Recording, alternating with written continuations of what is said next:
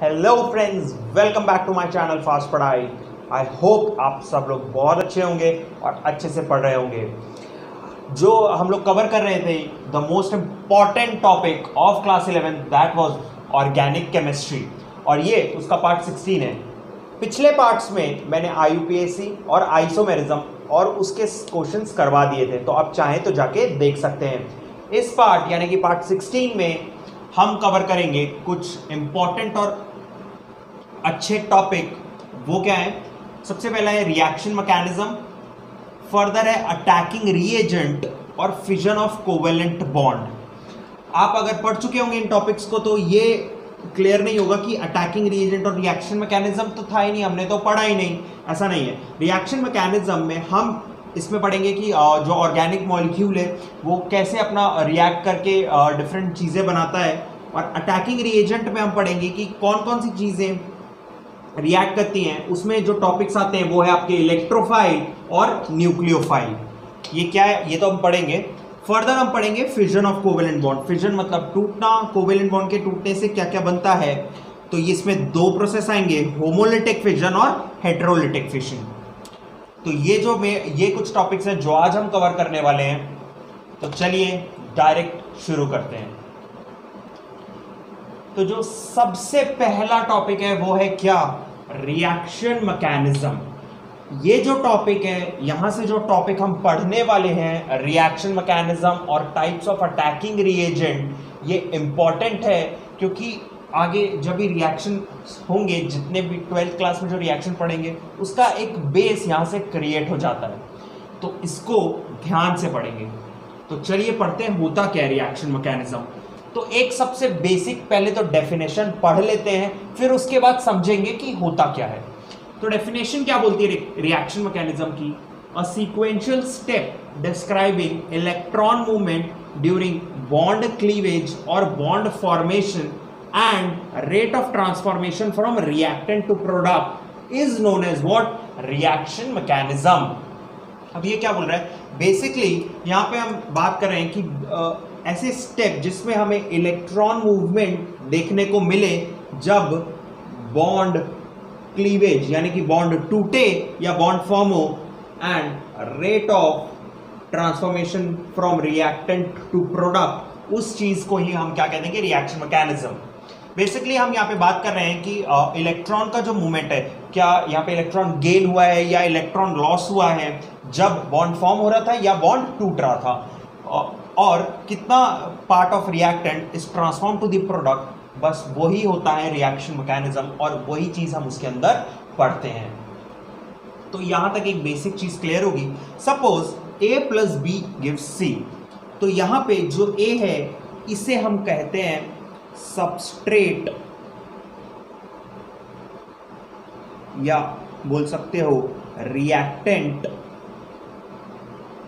और बेसिकली ये एक ऑर्गेनिक कंपाउंड होगा। ऑब्वियसली उसके अंडर ही पढ़ रहे हैं तो एक organic compound as a reactant लेंगे जिसे हम क्या कह लेते हैं? सबस्ट्रेट। उसके बाद यहाँ पे इस पे एक चीज़ रिएक्ट करती है, एक चीज़ आती है, वो है अटैकिंग रिएजेंट, जिसके बारे में जस्ट अभी हम लोग पढ़ने वाले हैं। इसका जो सेकेंड टॉपिक है मैंने अभी बताया कि अटैकिंग रिएजेंट पढ़ेंगे। तो अटैकिंग रिएजेंट इस सबस्ट्रेट या रिएक्टेंट पे आके अटैक करता है, या तो बॉन्ड तोड़ेगा या बॉन्ड फॉर्म करेगा, आइदरवाइज इलेक्ट्रॉन लेगा या इलेक्ट्रॉन देगा, और उससे क्या बना देगा? सिंपल सी बात, क्या बना देगा? एक प्रोडक्ट।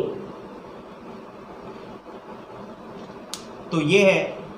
तो जो नेक्स्ट टॉपिक, ये तो सिंपल चीज हो गई कि भाई यहां से यहां ये बना, तो ये नॉर्मल सा हो गया। अब जो मेन टॉपिक हम पढ़ने वाले हैं वो क्या है? अटैकिंग रिएजेंट, जिसके अंदर मैंने बताया था इलेक्ट्रोफाइल और न्यूक्लियोफाइल आता है। फर्दर उसके देख लेंगे क्या क्या आता है। तो ये जो चीज है आप नोट डाउन कर लो, फिर मैं नेक्स्ट टॉपिक।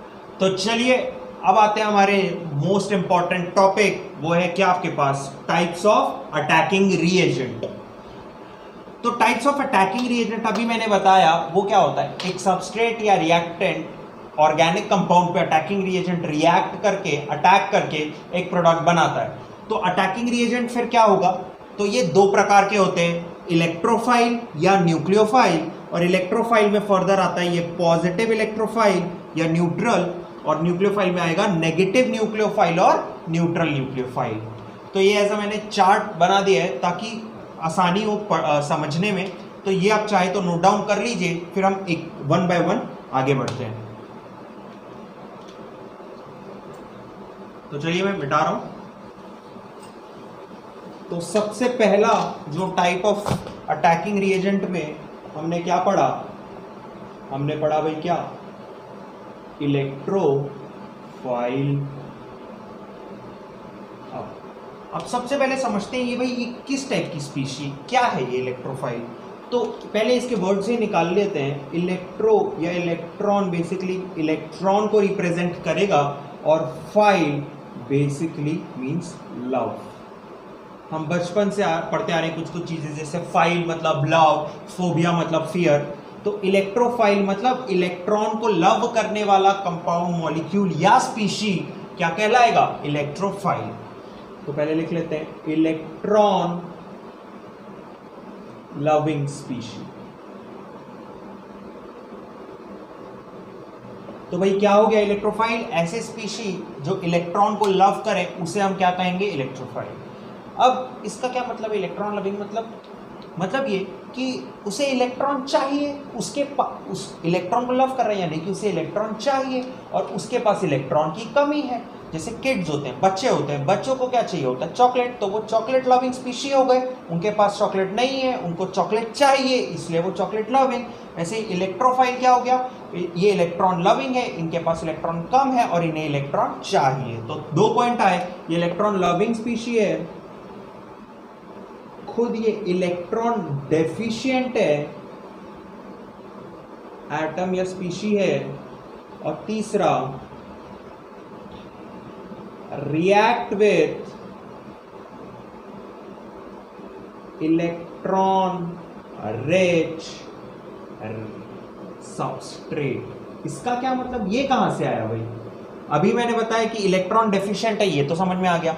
अब इसे इलेक्ट्रॉन चाहिए, तो इलेक्ट्रॉन किससे लेगा, जिसके पास ज्यादा इलेक्ट्रॉन हो। तो रिएक्ट किससे करेगा, ये बेसिकली क्या अटैकिंग रिएजेंट है, तो किस पे रिएक्ट करेगा, ऐसे सबस्ट्रेट पे रिएक्ट करेगा जो खुद क्या हो, इलेक्ट्रॉन रिच हो। यहां तक मेरे को लगता है क्लियर होगा थोड़ा बहुत। तो ये था इलेक्ट्रोफाइल, बेसिकली क्या है, इलेक्ट्रॉन लविंग है, इलेक्ट्रॉन डेफिशिएंट होता है खुद, और इसे ऐसे इलेक्ट्रॉन ऐसी चीजों से रिएक्ट करता है जिसके पास क्या हो, इलेक्ट्रॉन ज्यादा हो।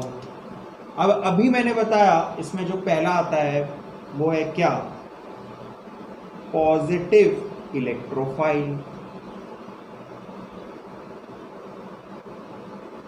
अच्छा, तो पॉजिटिव इलेक्ट्रोफाइल, अब भाई पॉजिटिव इलेक्ट्रोफाइल क्या होता है, जैसे कि H+ हो गया, Cl+ हो गया, Cl+ यानी कि क्लोरोनियम आयन, क्लोरीन नहीं, chloronium ion, Br+ bromonium ion, और क्या हो सकता है I+ आयोडोनियम आयन, और क्या हो सकता है आपके पास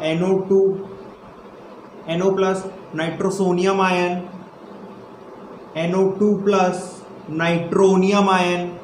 तो ये डिफरेंट टाइप्स के पॉजिटिव इलेक्ट्रोफाइल है जिन्हें किसकी जरूरत है, इलेक्ट्रॉन की। तो क्या मैं इससे डिराइव कर सकता हूं कि सारे पॉजिटिवली चार्ज स्पीशी इलेक्ट्रोफाइल होते हैं, नहीं। यहां पे ये एक इंपॉर्टेंट पार्ट है, नोट करके लिखिएगा, ऑल पॉजिटिवली चार्ज्ड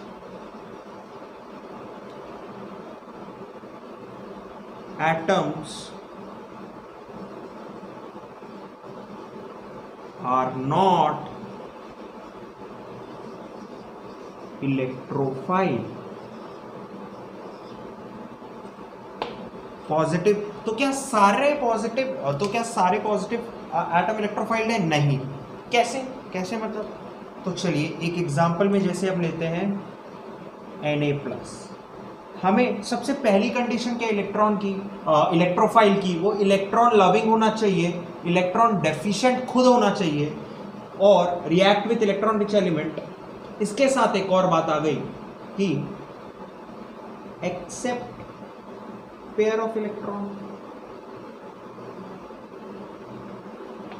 तो बेसिकली ये क्या करेगा, इलेक्ट्रॉन को एक्सेप्ट करेगा, मतलब इलेक्ट्रॉन लविंग है तो ऑब्वियसली एक्सेप्ट करेगा, और इलेक्ट्रॉन खुद डेफिशिएंट होना चाहिए और इलेक्ट्रॉन रिच सबस्ट्रेट के साथ रिएक्ट करना चाहिए।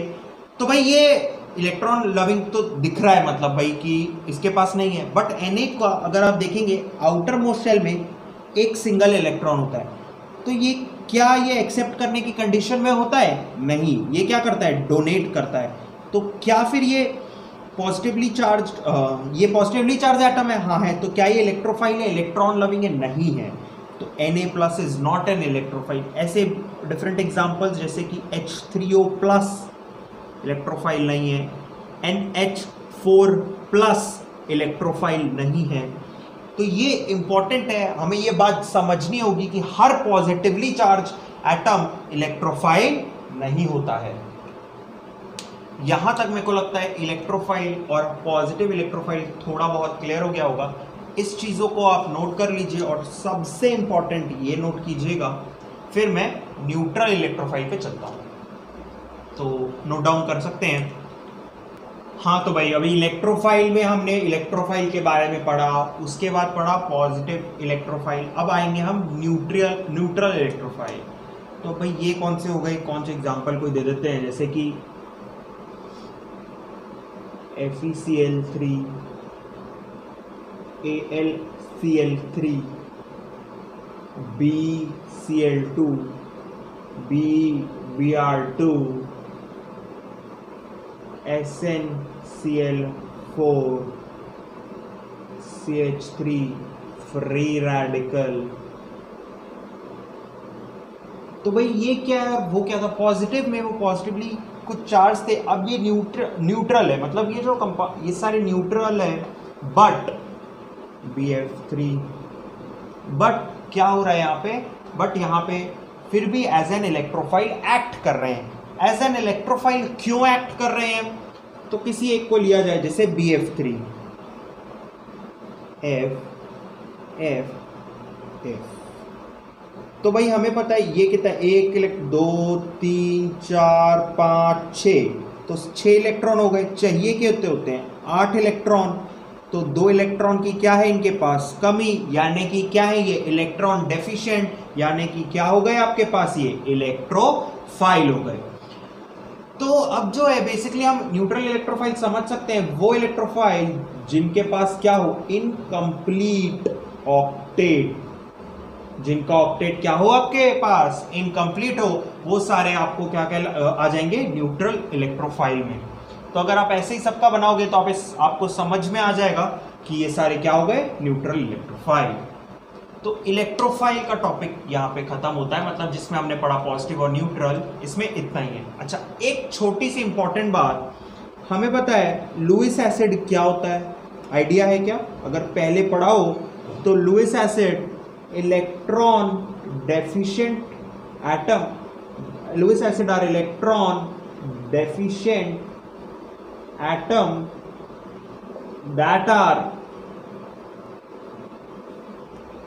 that can accept a lone pair of electron,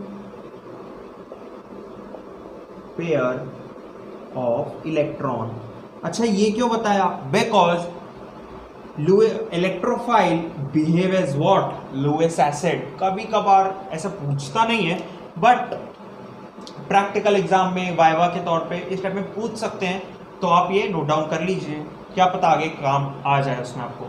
तो electrophile act as Lewis acid because they accept an electron, and Lewis acid भी क्या होते हैं, ऐसे इलेक्ट्रॉन डेफिशिएंट एटम जिन्हें किसकी जरूरत है, लोन पेयर ऑफ इलेक्ट्रॉन की। तो यहां तक मुझे लगता है इलेक्ट्रोफाइल वाला कॉन्सेप्ट क्लियर हो गया होगा, इस चीज को नोट डाउन कर लीजिए। तो अब हमारे सेकेंड टॉपिक या सेकेंड अटैकिंग रिएजेंट न्यूक्लियोफाइल की ओर बढ़ते हैं। तो आते हैं हमारे नेक्स्ट टॉपिक न्यूक्लियोफाइल पे। अब यहां से भी इसे डराइव करने की कोशिश करते हैं। न्यूक्लियो यानी कि न्यूक्लियस, और फाइल यानी कि लविंग। तो भाई क्या बात हो गई कि न्यूक्लियस लविंग स्पीशी को हम क्या कहेंगे, ऐसे nucleus loving species are what, nucleophile. पहला पॉइंट आ गया। अब न्यूक्लियस लविंग है तो भाई न्यूक्लियस अट्रैक्ट करेगा क्या? नहीं नहीं, न्यूक्लियस के अंदर क्या है? Positive charge. तो किसको अट्रैक्ट करेगा? Attracts positive charge. अगर एक बात बताओ, पॉजिटिव चार्ज को अट्रैक्ट करेगा तो खुद क्या होगा? Electron rich. सही है क्या? खुद इलेक्ट्रॉन रिच स्पीशी होगी। इलेक्ट्रॉन रिच क्या होगा आपके पास? स्पीशीज। अच्छा एक बात बताओ, इलेक्ट्रॉन खुद है, उसे positive charge attacks positive charge, attracts positive charge. अगर अट्रैक्ट पॉजिटिव को करेगा और खुद इलेक्ट्रॉन रिच है तो हमला किस पे करेगा? Attacks on electron deficient atom या सबस्ट्रेट। तो ये 4 पॉइंट बेसिक आपको क्लियर होगा कि भाई न्यूक्लियोफाइल न्यूक्लियस को लव करेगा, यानी कि पॉजिटिव को अट्रैक्ट करेगा, खुद इलेक्ट्रॉन रिच होगा, और अटैक जिस पे करेगा वो क्या होगा? डेफिशिएंट होगा इलेक्ट्रॉन का, जो सबस्ट्रेट पे अट्रैक्ट करेगा। अब इसमें मैंने आपको बताया था न्यूक्लियोफाइल फर्दर 2 टाइप का होता है। इसमें सबसे पहला आता है नेगेटिव न्यूक्लियोफाइल। अब भाई नेगेटिव न्यूक्लियोफाइल में क्या आएगा? एटम्स जैसे कि Cl-, Br-, CH3-, carbanion, एनोडोमाइन, NO2, NH2-, OH-, dot dot ऐसे बढ़ता चलेगा। तो ये सारे क्या हो गए आपके पास? नेगेटिव न्यूक्लियोफाइल, यानी कि ये खुद तो ये नेगेटिव न्यूक्लियोफाइल यानी कि ये खुद क्या करेंगे? पॉजिटिव चार्ज को अट्रैक्ट करेंगे। ऐसे खुद क्यों? क्योंकि ये क्या है? Electron rich species. तो भाई नेगेटिव न्यूक्लियोफाइल हो गया। अब जो सेकंड बताया था, इसमें क्या बताया था? Neutral nucleophile. तो भाई न्यूट्रल न्यूक्लियोफाइल में क्या क्या आ जाएगा? ऐसे स्पीशी जो लोन पेयर ऑफ इलेक्ट्रॉन अपने पास रखे, वो सारे किसके अंडर आ जाएंगे? न्यूट्रल न्यूक्लियोफाइल के अंडर। जैसे कि H2O, और क्या बना सकते हैं? NH3, और क्या आ सकता है आपके पास? ROR, और क्या आ सकता है? ROH, और क्या आ सकता है आपके पास? आ सकता है RMGX। ये क्या है? Organometallic compound. इसे हम क्या कहते हैं? Oregano metallic compounds. X आपका क्या हो गया? कोई भी हैलोजन। Mg क्या हो गया आपके पास? मेटल। और R आपका क्या हो गया? ऑर्गेनिक। तो ऑर्गेनो मेटालिक कंपाउंड्स कहते हैं। ये अंडर आते हैं किसके? Neutral nucleophile. तो ये था न्यूक्लियोफाइल टॉपिक। आई थिंक अब क्लियर होगा, इसे नोट डाउन कर लीजिए। अच्छा, इसमें भी एक चीज़ क्या, जैसे कि आपका इलेक्ट्रोफाइल किसकी तरह बिहेव कर रहे थे? लुईस एसिड की तरह, वैसे ये लुईस बेस की तरह बिहेव करते हैं। लुईस बेस बेसिकली क्या होता है? ऐसे स्पीशीज जो जिनके पास क्या हो? डोनेट करने के लिए लोन पेयर ऑफ इलेक्ट्रॉन। आप वहां ध्यान होगा लुईस एसिड में, तो वो लोन पेयर ऑफ इलेक्ट्रॉन को अट्रैक्ट करते थे, और ये Lewis base lone pair of electron को डोनेट करते हैं। तो ये न्यूक्लियोफाइल किसकी तरह एक्ट करता है? लुईस बेस की तरह। तो ये भी नोट डाउन कर लीजिए। आई थिंक अब तो क्लियर हो गया होगा। तो हमारा first topic types of reaction mechanism हो गया। सेकेंड टॉपिक हुआ अभी हमारा टाइप्स ऑफ अटैकिंग रिएजेंट, जिसमें हमने 2 पढ़े, इलेक्ट्रोफाइल और न्यूक्लियोफाइल, और उसके अंदर 2 सब topic.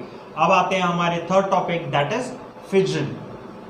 Fission of covalent compounds, fission of covalent bond, sorry. तो ये नोट डाउन कर लीजिए। तो पढ़ते हैं फिजन ऑफ कोवेलेंट बॉन्ड। इसमें बेसिकली हम क्या पढ़ेंगे? फिजन मतलब क्या? टूटना। तो टूटना ऑफ क्या? Covalent bond. जो कोवेलेंट बॉन्ड है हमारा किसी भी 2 एटम के बीच में, वो जब टूटता है तो किसी 2 ही प्रोसेस से टूटता है, दैट इज होमोलिटिक फिजन और हेट्रोलिटिक फिजन। होमोलिटिक फिजन में आपके पास क्या होता है, होमो मतलब सिमेट्रिकल और हेट्रो मतलब अलग अलग या एसिमेट्रिकल। तो सपोज मेरे पास ए बी एक ये कंपाउंड मॉलिक्यूल है ए बी, तो इसका मतलब एक एटम इधर है, सॉरी एक इलेक्ट्रॉन इधर है और एक इलेक्ट्रॉन इधर है, सही बोल रहा हूं क्या? तो homolytic fission generally non polar solvents में होता है। नॉन पोलर सॉल्वेंट, भाई ये तो समझ के ही बाहर है, होता क्या है ये, तो देखते हैं क्या होता है। नॉन पोलर, पोलर यानी कि पोलैरिटी, यानी कि कोई भी ए और बी में से इलेक्ट्रॉन को अपनी तरफ ज्यादा अट्रैक्ट नहीं कर रहा है। पोलैरिटी मतलब जब यहाँ पे एक पार्शियली नेगेटिव और पार्शियली पॉजिटिव डेवलप हो जाए, पोलर इसको बोलते हैं पोलर, और कंसेप्ट को बोलते हैं पोलैरिटी, जब पार्शियली नेगेटिव और पार्शियली पॉजिटिव डेवलप हो जाए। अब ये क्यों डेवलप होता है?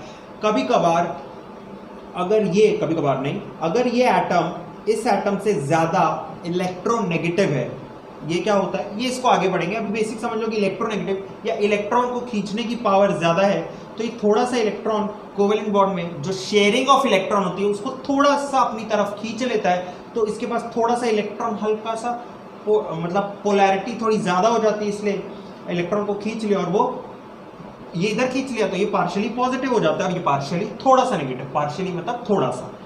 तो अब नॉन पोलर की बात किया, तो नॉन पोलर मतलब क्या, दोनों ही इक्वल शेयर कर रहे हैं, ना ये ज्यादा खींच पा रहा है ना वो ज्यादा खींच पा रहा है। तो ऐसे में जब बॉन्ड टूटता है तो ये वाला इधर इलेक्ट्रॉन, ये वाला इधर, तो होता क्या है यहाँ पे, ए फ्री रेडिकल प्लस बी, तो एक एक इलेक्ट्रॉन दोनों के पास आ जाता है, यानी कि दोनों के पास क्या आ जाता है, फ्री रेडिकल। तो फॉर्मेशन किसका होता है, फ्री रेडिकल का, और ये जनरली यूवी रेडिएशन में होता है। यहां तक समझ में हुआ, क्लियर है क्या, कि भाई ये इलेक्ट्रॉन द बॉन्ड मैंने यहाँ रिप्रेजेंट किया ना इलेक्ट्रॉन को, आप चाहे तो इसको मिटा के यहाँ इलेक्ट्रॉन प्रेजेंट कर सकते हैं, मैंने अलग से किया है, तो यहाँ पे ये अपने पास एक एक इलेक्ट्रॉन लेके ये अलग हो जाता है और फ्री रेडिकल बना देते हैं। तो I think homolytic fission clear हो गया होगा। अब आते हैं हेट्रोलिटिक। ऑब्वियसली जब ये नॉन पोलर सॉल्वेंट में होता है तो ये किस में होता होगा, पोलर सॉल्वेंट्स। और तो बनाते हैं ए